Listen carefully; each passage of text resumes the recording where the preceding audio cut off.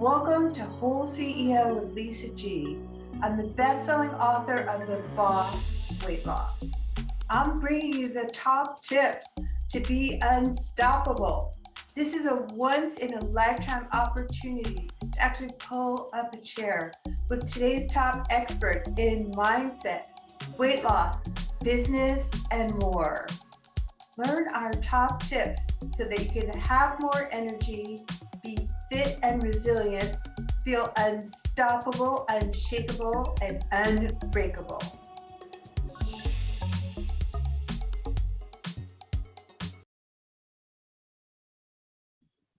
He's a Harvard grad who's appeared on Quarter Life Comeback, Good Day DC, spending 10 years in finance before launching a private coaching practice, working with corporate execs, elite athletes, leadership teams, helping launch and leading a program which serves more than 5,500 people from 95 countries, regularly teaching personal growth, positive psychology, peak performance, habit creation, wellness, relationships, and leadership, and a top 10% Ironman finisher, Michael Balchan. Welcome.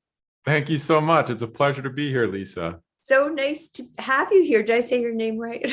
Yeah, it's perfect.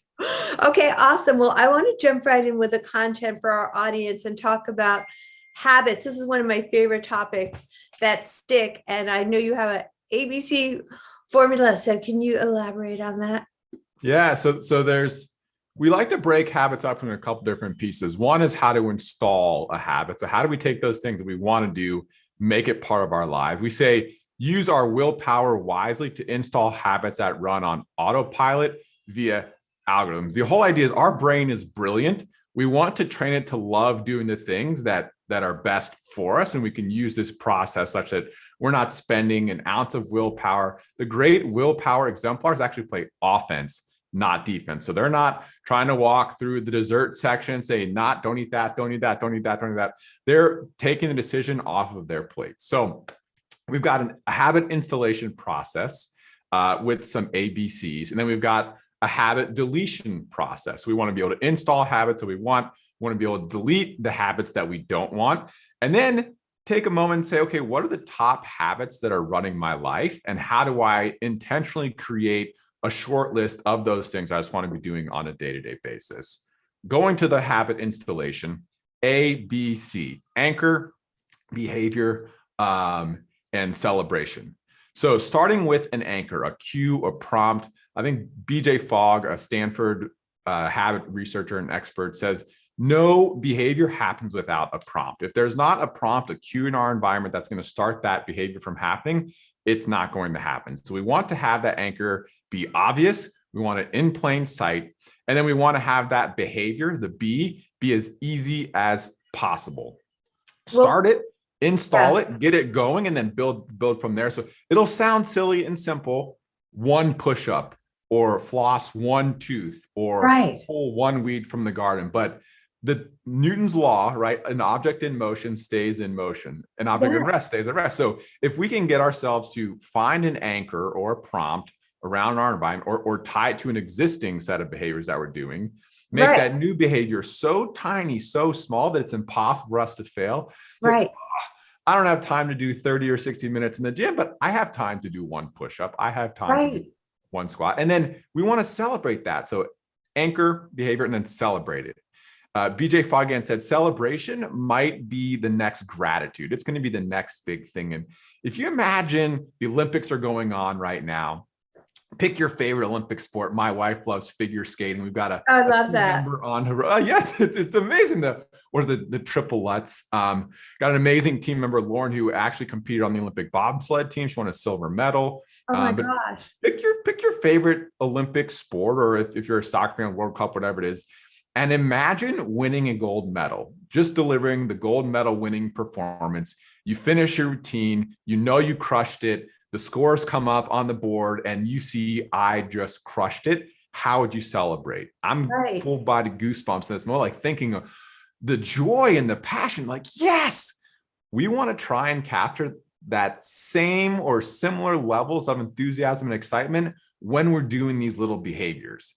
Because what happens is we do the little behavior, we flood our system with endorphins, with the celebration. Our body says, yes, that was amazing. I want to do that again. I want to do that again. So we're linking that habit to feeling good. And then our body wants to feel good. So when we celebrate those little behaviors, when we celebrate those tiny things, it starts to implant it within us.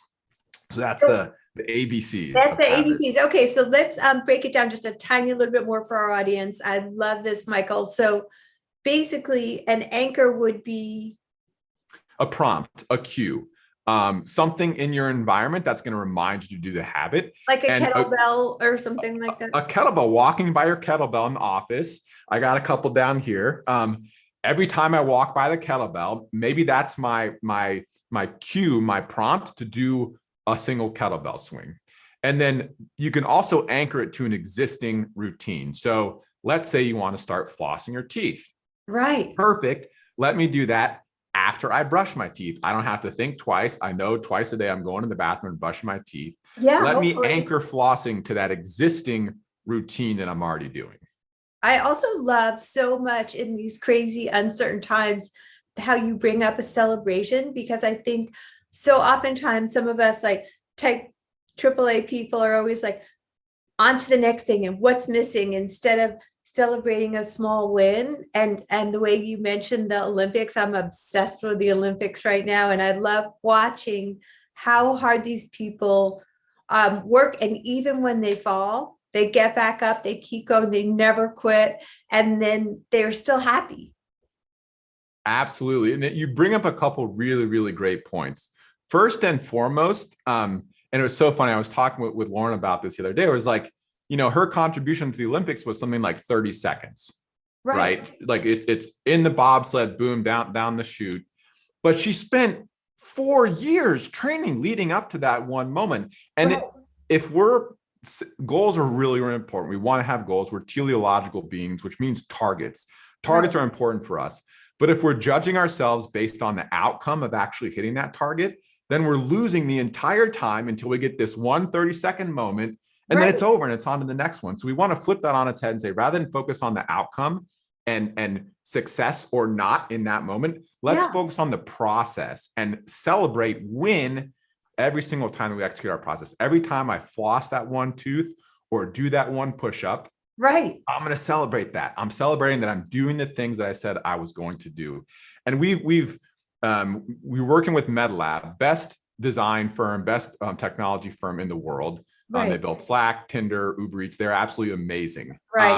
And we wanted to partner with them to build our social training platform, the heroic social training platform, and really bake in this idea of celebration. So we worked with them over countless months to develop this target swipe gesture.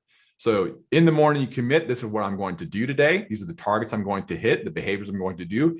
And then as you actually hit those targets, you follow the process, you're going to get to swipe, boom, like pulling back on a bro string, releasing a target, releasing the arrow and hitting your target and get this dopamine inducing surge of, yes, I just did it. I did the thing that I said was important to me. And enjoy the journey. That's the part that I think is so important, because I myself sometimes am always striving for something without enjoying the process. And I know I should. Yeah, and we want both, right? We want to have that thing to strive for. Tal Ben-Shahar, taught the largest course in Harvard's history, one of my favorite professors. He's got a great line in different type of archetypes for how we go about this. He said that the key to happiness is both having that goal, having that thing that we're going after, and also learning to enjoy the journey. So it's not either or, it really is truly both. Can we have that thing that's inspiring, that's challenging, that draws us up and forward into that next best version of ourselves, while celebrating and enjoying the process along the way, knowing it's not going to be perfect, knowing we're not going to be perfect, knowing there's going to be challenges and obstacles, and we're going to fall on our face, but can we get back up and take that next step and just love that process? I love that. I love the duality of having both rather than either or, and how beautifully you describe the ABCs. And now moving on, there's another topic that I've been dying to discuss with you, because this is a hot button right now, the ever-changing world of social media and how it's directly related to our psychological thought process, behavior, and adaptations. And how do we have boundaries around social media and just expound upon what you mean by that.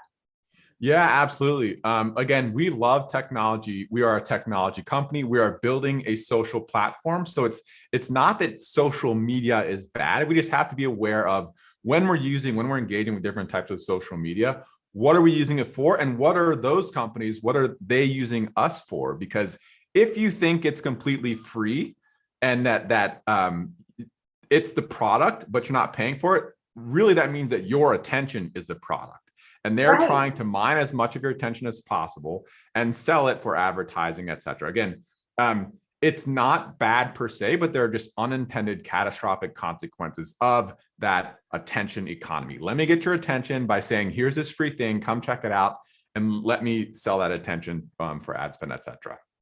So I love that. Yeah. we want to take the absolute best parts of social technology, of behavioral design technology. We want you to be addicted, but just be addicted to the things that are best for you. Be addicted to putting your phone away when it's time to be present and focused with your family. Be addicted to hitting the gym on a consistent basis and eating the foods that make you feel most nourished and full of life, and getting a great night of sleep and sitting down to do that creative, difficult, challenging work that you just feel so inspired and called to do and show up. We want you to be addicted to those things because those are the things that you have decided are best for you. So using these elements of social media and then leveraging the power of community. We like to say that there's two ways to change your life, wisdom and community. Wisdom is inside out. So maybe there's an idea that I learned, I apply it to my life, and that can help me make a change. Community is outside in. And you could make a case that the fastest way to create change is to join an inspired community, which is part of why we love these different social technologies. Let me join communities where I feel inspired, I feel encouraged, I feel driven to step up as that next best version of myself. Unfortunately, with a lot of the technology and the platforms currently out there, they don't have our best interest in mind, which again is why we're creating the Heroic Social Training Platform. And we can do some things in the near term just to ask ourselves, again, what are we using social media for? What are we using these technologies for? Is it to create connection? Okay, if that's our goal, do I feel more connected to the people that I'm engaging with or not? Perfect. If I want to feel more connected, maybe that's not the right pathway. We want to be conscious of when it's taking control of our attention, it's using us. We're being a tool to it versus it being a tool for us.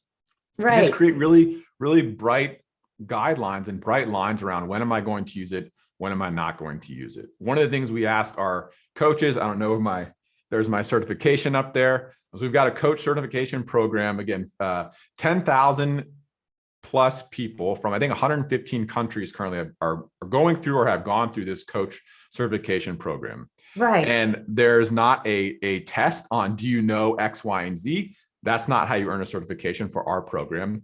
The way you get it is by demonstrating a commitment to living the practices of your philosophy. Right. One of the things that we ask coaches to do if they want to earn a certification is turn off technology 1 hour before going to sleep. So we call this a digital sunset. We like to say that when the sun's going to bed, put your technology to bed. An hour before you're going to go to sleep, put your technology to sleep. Allow your mind to slow down and calm down. Most of the technology is stimulating, go, go, go, go, go. If our mind is racing and then we think, oh, I'm just going to hit the pill and boom, done, fall asleep. No, it's not that easy. We got to give our mind time to slow down. And that blue light's stimulating us. It's telling our body, be awake, be awake, be awake. So our coaches, to earn a certification, technology away 1 hour before you want to go to sleep so that you can have higher quality sleep. So you can wake up feeling refreshed, feeling ready to hit the next day powerful. And this is another thing we're baking right into the Heroic app. We're going to call it hero mode. Imagine telling the app, okay, boom, it's now time for me to get off my phone. It's now time for me to prioritize being with my family, distraction-free, present. My 3.5-year-old will tell me, Dad, put your phone away. She knows. She can feel a lower quality of attention when I'm either with her or not with her. So having it baked into our technology such that it will remind us gently, playfully, hey, are you sure it's getting pretty late where you are? Maybe it's time to pause on tech usage for now and put your focus on your family or your relationships or getting a great night of sleep. And that's something we can do right now. I know it's easier said than done. And I know those phones, they speak to us, they call us. It jumps into my bed when I'm not looking.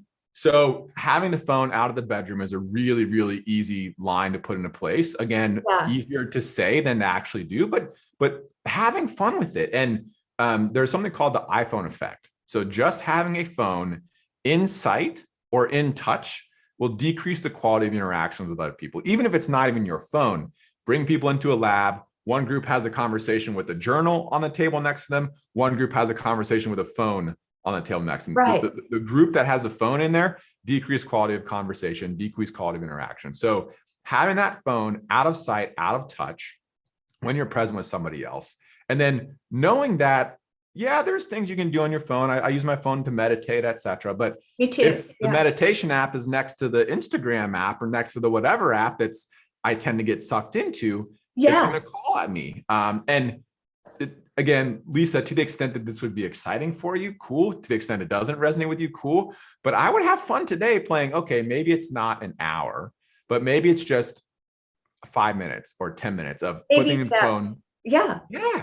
I Out like of the small bedroom. steps, the ABCs of tech detox and boundaries, and how much also too is that going to help us have more focused work time and be more present too. Like, don't you ever think it's totally rude if you go to a lunch or a dinner? And I've done this. I've been that person where people are not focused on you. And I didn't realize how bad I was. I'm like, oh, let me just do a quick story, but everyone else does, and they're too polite to tell me.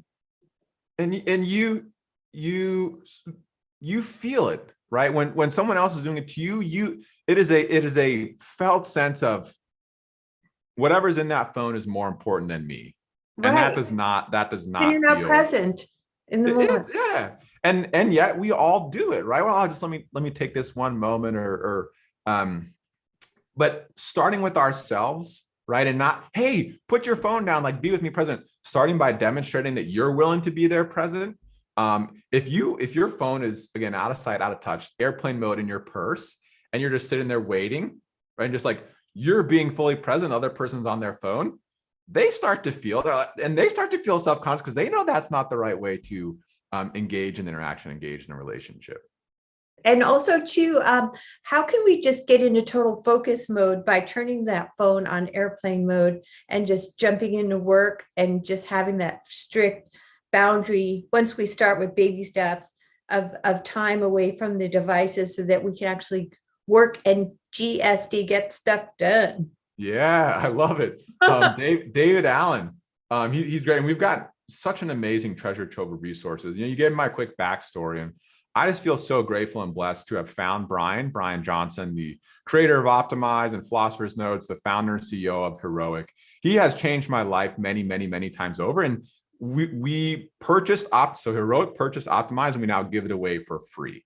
We've got Philosopher's Notes, 6-page PDF, 20-minute MP3s, on great books like David Allen's Getting Things Done and Cal Newport's Deep Work, and so many other great books. And Brian takes the book, he reads it, he distills it into what he thinks are his favorite big ideas, puts it out there. We've also got 1,000+1 micro lessons and Optimal Living 101 masterclasses, all available for free. Optimize.me, you can check that out. But I share that for two reasons. One, getting things done, love it. And two, in our coach certification program, one of the things that we teach people is this equation: energy focused on what's important now to the power of consistency.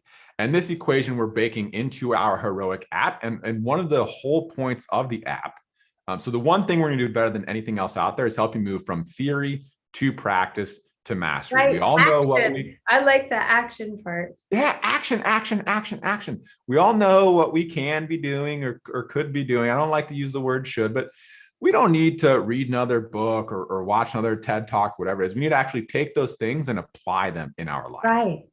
So moving from theory to practice to mastery, and we want to help people cultivate a lot of energy, a high degree of energy, focus that energy. So energy times focus times what's important now. So can you be energized 100 out of 100 or 101 out of 100?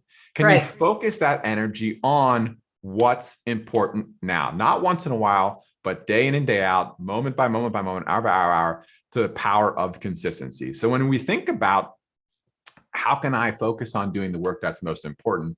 Well, if we're feeling really tired, if we didn't get a great night of sleep, if we didn't get that endorphin boost from our morning workout, our energy is going to be low. We're going to have a harder time focusing on the thing in front of us. We're going to have a harder time performing at whatever that thing is that's in front of us.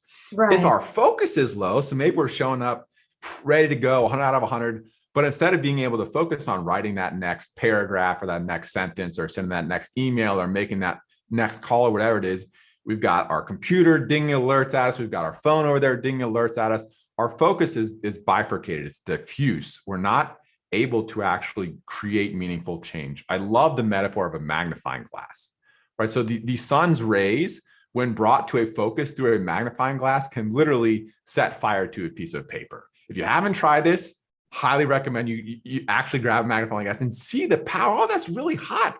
But it takes that focusing power of the magnifying glass to harness that energy of the sun. Same things with us. We need that, right? And I just have one more question for you. So I know we've been talking for a while and we don't have a lot of time, but I just love the whole topic of my podcast has been launched during a pandemic to help people be unshakable, unstoppable, unbreakable, and keep going. And do you have just one more question I want to ask you about Antifragile and how can that help us? Absolutely. I love Antifragility. So this is a concept that Brian first found from Nassim Taleb. And this is going to be objective 2, I believe it's in basic training for the Heroic app. So we've got 7 objectives we'll walk you through: how to know the ultimate game and how to play it well, how to forge anti-fragile confidence and heroic responsibility, how to optimize your energy, work, love, et cetera, et cetera, et cetera. But anti-fragility is a really, really powerful concept. So most of us know what the word fragile means. If you're fragile, you get kicked, you break. It's a glass thing, it drops, it's going to break. And we might say, okay, well, what's the opposite of being fragile? Well, I know there's being resilient, and that's better than being fragile. If you're resilient, you can get kicked around a little bit, but you're going to be able to withstand it for a little bit until you can't. And even resilient things break down after a while. So the actual opposite of being fragile is anti-fragile. Love the that. more life kicks us, the more challenges we face, the stronger that we get. And human beings, we are anti-fragile when we approach life in a certain way. You can imagine a wind, right? A wind would extinguish a candle, but fuel a fire. If there's a big fire going and there's a lot of wind, that fire is going to get bigger and bigger and bigger. That fire is anti-fragile. And we as humans, when we encounter a challenge, when we encounter an obstacle, one of our mantras is literally OMS, obstacles make me stronger. You know that's a challenge in your path, but you've got what it takes to show up powerfully to it. And no matter what happens on the other side, whether you win, whether you overcome that obstacle, or whether that obstacle defeats you this time, you're going to learn from it. You're going to get stronger as a result of having faced it. Again, going to your kettlebell, we don't go to the gym to lift styrofoam weights. No one's like, I'm going to go to the gym, put on 0 pounds, or like, give me the helium balloon. No. You go to the gym to fail. You go to the gym to lift things that are really, really heavy, that challenge you, that maybe you're not able to complete that first or second or third set because you're pushing the amount of weight that you're capable of moving. Same thing with life. If we're constantly embracing the challenges that are right up on the edge of our comfort zone, right up on the edge of our capacity, we're feeling challenged. And by the way, say challenge versus threat. Physiologically, it makes a difference in you if we feel like we're approaching a challenge versus being threatened by something. Maybe that's a screaming baby. I got, again, the 2 young girls. Sometimes it's like, wow, I'm tired. She's emotionally dysregulated. This is giving me an opportunity for me to practice be even more grounded, be even more centered. Can I focus more deeply on my breath? Can I more deeply share love with her and just let her know she's safe and I love her and everything's going to be okay? And it's hard. Anyone with kids knows, like, it's really, really hard sometimes. And sometimes we fail and sometimes I'm not perfect, but all the time I'm not perfect and often I fail. But if I can learn from that experience and get better the next time, maybe I'm building a business, going after the next client or whatever, and I have a phone conversation and I'm scared and I don't know what's going on. And I make that offer and they say no. I can say, oh man, that's because I'm not good or my business isn't good or whatever it is. Or, wow, let me get really curious. Let me practice the virtue of curiosity. Can I take that? Can I see what was working? Can I see what needs work? Can I use that experience to get stronger That is Antifragility. And again, I cannot wait for basic training and heroic to go deeper on this myself, to use tools. The app's going to have a bunch of tools that literally, how do I cultivate a little bit more curiosity in this moment? What's a step-by-step process I can follow to be more anti-fragile? Oh, this thing just happened. Help me show up with an anti-fragile mindset to this and grow stronger as a result of having experienced this challenge. Well, that is what my podcast is all about. And I love what you're up to in the world, Michael, and your energy. Like, if you guys are just listening to this, you're missing the energy of a rock star over here. Great smile. Where can people find out more about Heroic and everything you're up to in the world? Sure. Heroic.us, HEROIC.us, US, us together, right? This isn't about any individual. It's not about Brian. It's not about me. It's about you. And it's about us together. Let's change the world one person at a time together, starting with you and me and us today. So yes. Heroic.us is the URL. You can learn more about the Heroic training platform. The training platform launches on April 9th. We're following up with social later this year. We're currently running a promotion. If you join now as a founding member, the first 10,000 founding members can get 50% off forever, for life. So it's typically will be $70 a year for an annual membership. That price has dropped down to $35 a year forever for the first 10,000 founding members. You can learn more about that at heroic.us. I have become a better human just in imagining using the app as we've gone about creating it with our incredible partners at MedLab. And then for that free wisdom, again, 600 plus philosophers notes that share the big ideas from all the best books in personal development, ancient wisdom, modern science.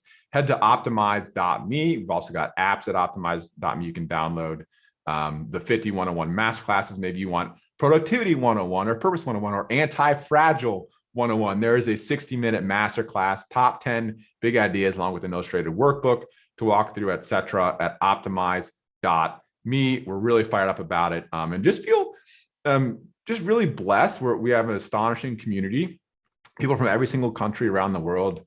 We're owned by our community, so we made history with the largest crowdfunding Reg CF round ever. Wow. We're really proud to be a public benefit corporation that's owned by our community, and to kind of be united under this shared purpose, a shared mission to change the world one person at a time together, starting with you and me and us today. And Lisa, you are out there contributing, right? You are out there doing the same kind of thing. Can I make a positive impact on my own life? Can I make a positive difference on those around me? Can I help share some wisdom, help people move from theory to practice to mastery, so that we can collectively be a force for good in the world, be a positive force for positive change? It's a global movement where personal transformation leads to massive social change, and we're fired up about it. We're excited and grateful to be in this position and doing the best we can to play our roles well and create a world in which 51% of the population is flourishing by the year 2051. And just feel so blessed to be connected and to meet and grow with a community of like-minded individuals who are all ultimately committed to maybe not the exact same language, but something similar. I know there's a change that we can make together. I know the world that we're currently living in isn't the world that I want us to be living in going forward. And can I do what I can in this moment to create a little bit of change to bring about that brighter, better future for ourselves, for our kids, for our communities, for our world, etc. Well, thanks for being guest on WholeCEO with Lisa G, Michael. Thank you so much, and have a fantastic day. Thanks for coming to WholeCEO with Lisa G. After over 20 years helping people lose weight and get fit, I'm so excited to announce that I found the missing link with my coaching. Message me if you want to learn how to look better, feel better, and go faster with a master. Lisa G at lisagfit.com.